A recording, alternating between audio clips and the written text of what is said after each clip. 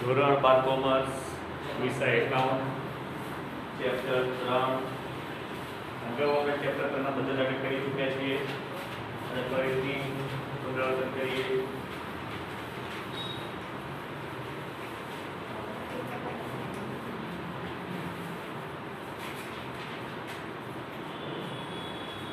દાખલા નંબર 4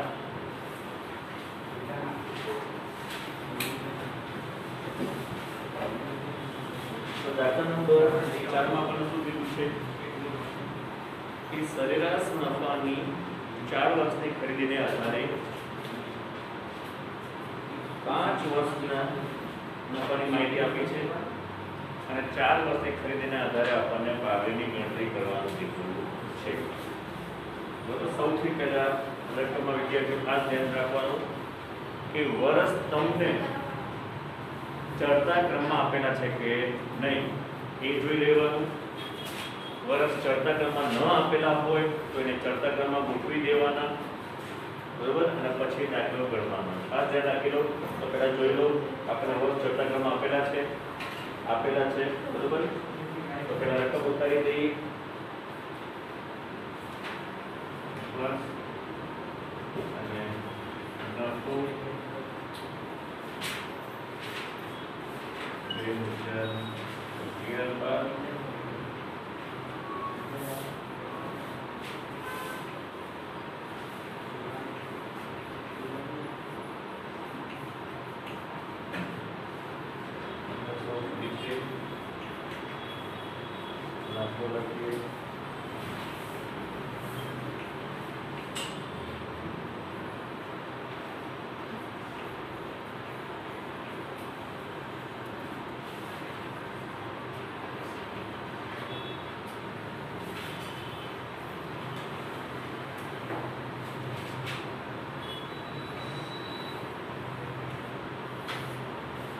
બરોબર. જોયું વિદ્યાર્થી પોતે. હવે આપણને સરેરાશ નફાની પદ્ધતિ પાઘડી ગણવાનું કીધું છે માટે સૌપ્રથમ આપણે આ નફાનો સરવાળો કરીશું, બરોબર. કેટલો આવે છે જોઈ લો.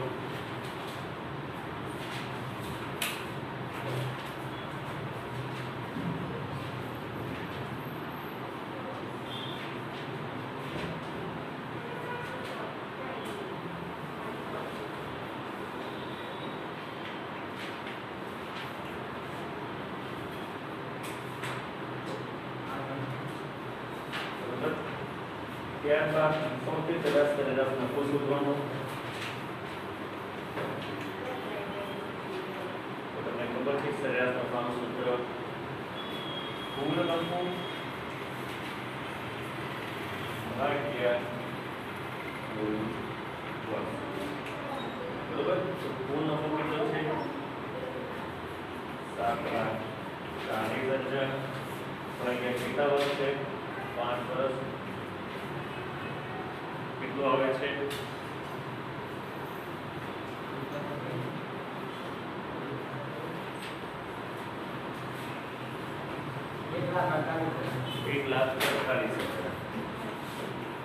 બરોબર વિદ્યાર્થીઓ, આપણને સરેરાશ નફો મળી ગયો અને તે સરેરાશ નફો આવ્યો છે 1,48,000. બરોબર વિદ્યાર્થીઓ. પણ બીજી વસ્તુ ખાસ ધ્યાનમાં રાખજો વિદ્યાર્થીઓ કે પાઘડીનું સૂત્ર કે પાઘડી બરાબર સરેરાશ નફો ગુણ્યા ખરીદીના વર્ષ. અહીંયા આગળ ખરીદીના વર્ષ ધ્યાનથી જોજો. એક તમને નફાના વર્ષની સંખ્યા કેટલી હશે અને બીજી ખરીદીના વર્ષ. ધ્યાનથી તમારે જોવાનું છે કે ખરીદીના વર્ષ કેટલા છે. 4 વર્ષની ખરીદીને આધારે ખરીદીના વર્ષ કેટલા છે? 4, બરોબર.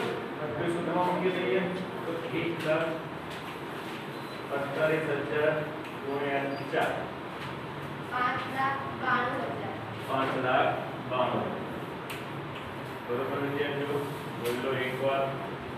આ આવી પાઘડીની કિંમત.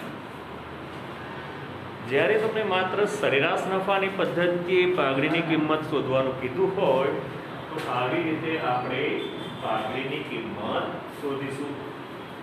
જોઈ લો એકવાર.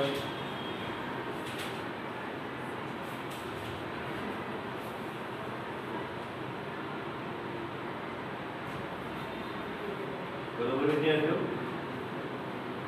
હવે આપણે બીજી પદ્ધતિ એટલે કે ભારિત સરેરાશ નફાની પદ્ધતિએ પાઘડીની કિંમત કેવી રીતે શોધાય તે જોઈએ.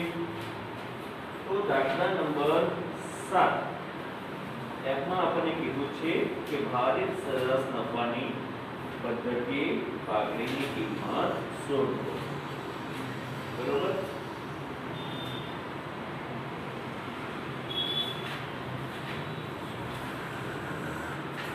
હવે આપણે દાખલા નંબર 7 ગણીએ છીએ.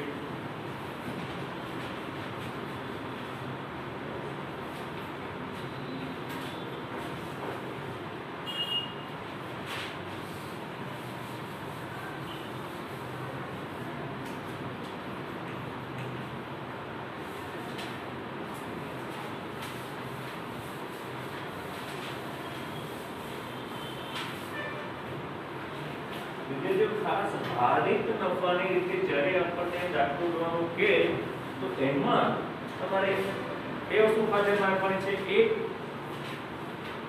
વર્ષ ચડતા ક્રમ આપેલા છે કે નહીં તે, અને વર્ષ ચડતા ક્રમ આપ્યા હોય એની સાથે સાથે નફો કાં તો ચડતા ક્રમમાં હોવો જોઈએ અથવા તો ઉતરતા ક્રમમાં નફો હોવો જોઈએ.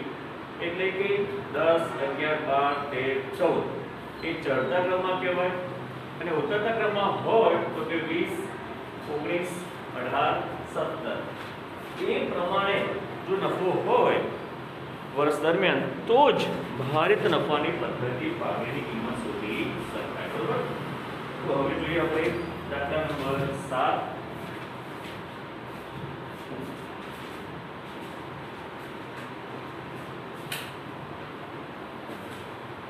17 સુધી વર્ષ છે.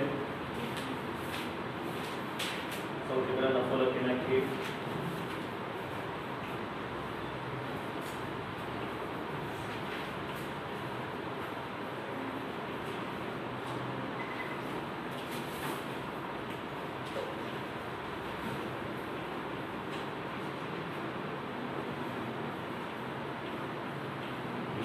જ્યારે ભારિત નફાની પદ્ધતિએ આપણે પાઘડીની કિંમત શોધવાનું કીધું હોય તો આ નફાને સરવાળો કરવાની જરૂર રહેતી નથી. વર્ષ ચડતા ક્રમમાં છે, નફો પણ ચડતા ક્રમમાં છે. હવે બાજુમાં એને ભાર આપવાનો. ભાર સળંગ 1, 2, 3, 4.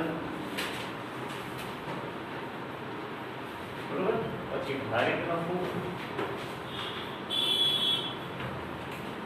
ભારિત નફો તો ભારિત નફાને અહીંયા આગળ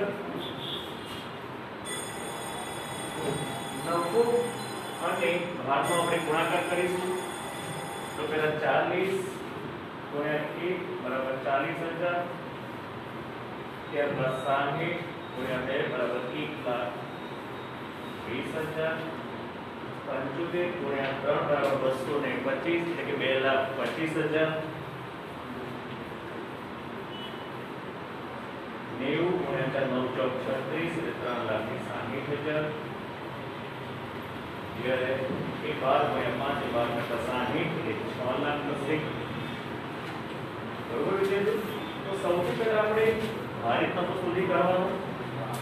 ત્યારબાદ ભારનો સરવાળો અને ભારિત નફાનો સરવાળો આપણે કરીશું. હવે આ ભારિત નફાનો સરવાળો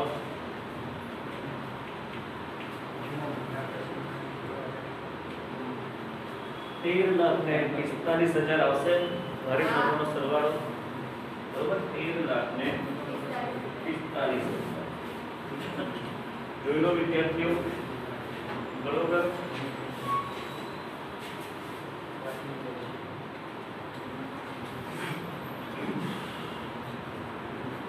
ખ્યાલ આવે વિદ્યાર્થીઓ? ખાસ પરીક્ષામાં તમારે ખાસ ધ્યાનમાં રાખવાનું છે કે વર્ષ જોજો તમે વર્ષ ચડતા ક્રમમાં હોવા જોઈએ. બરાબર, ધ્યાનથી જોઈ લેજો. બરાબર. અને બીજી વસ્તુ કદાચ તમને એવું કે યોગ્ય સરેરાશ ની પદ્ધતિ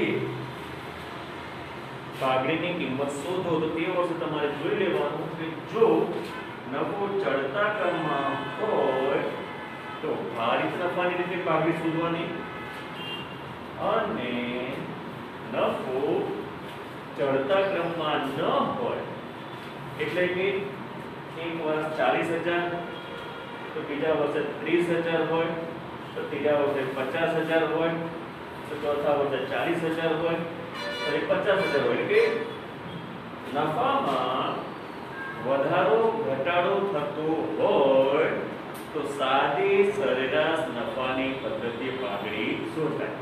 એટલે આ વિદ્યાર્થીઓ ખાસ ધ્યાનમાં રાખી દેજો વિદ્યાર્થીઓ. બરોબર, ખ્યાલ આવ્યો? હવે જોઈએ આપણે આના પછી ભારિત સરેરાશ નફો.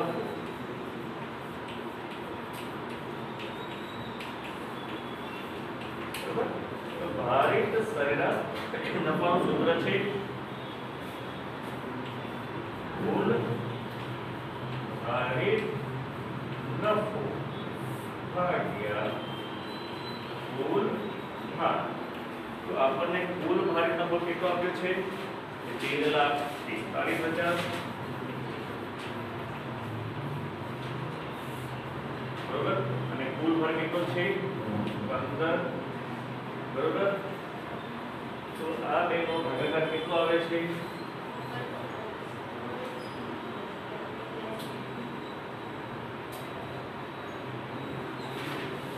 કેટલો આવે છે?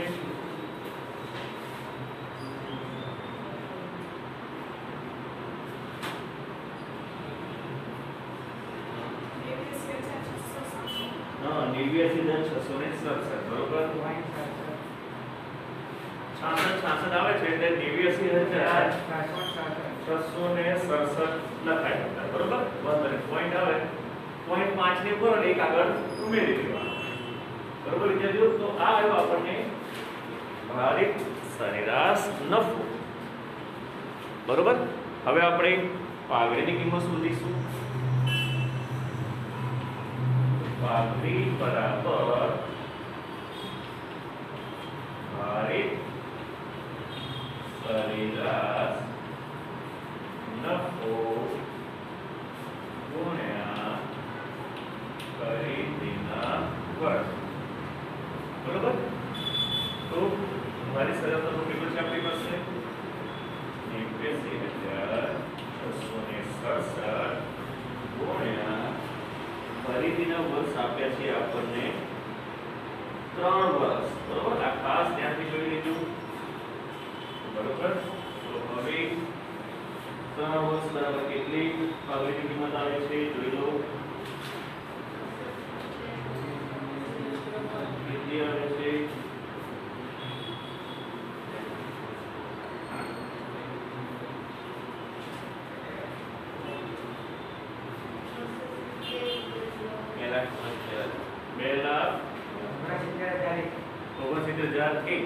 બરોબર ને?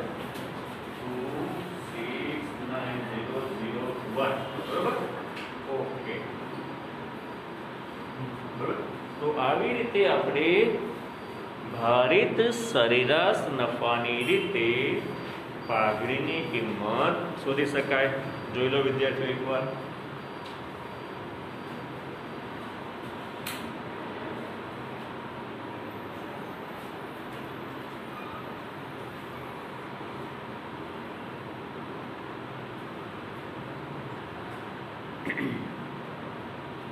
બરોબર, ખાસ ફરીથી કહું છું તમને, વર્ષો ખાસ ધ્યાનમાં રાખજો.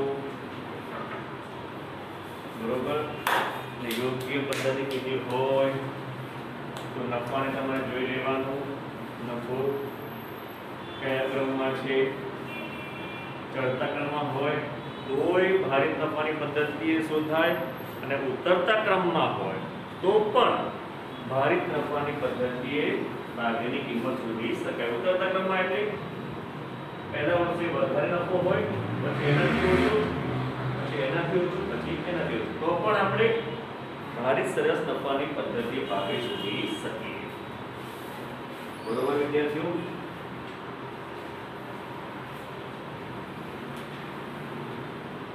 હવે આના સિવાય પણ ભાગની કિંમત શોધવા માટેની રીતો છે કે એક કે અધિક નફાની રીતે, બીજું મૂડીકૃત નફાની રીતે. બરોબર? મૂડીકૃત અને મૂડીકરણ બંને શબ્દો એક જ છે વિદ્યાર્થીઓ. કાજમાં રાખી લીધું. અધિક નફો અને મૂડીકૃત કે મૂડીકરણ. બરોબર?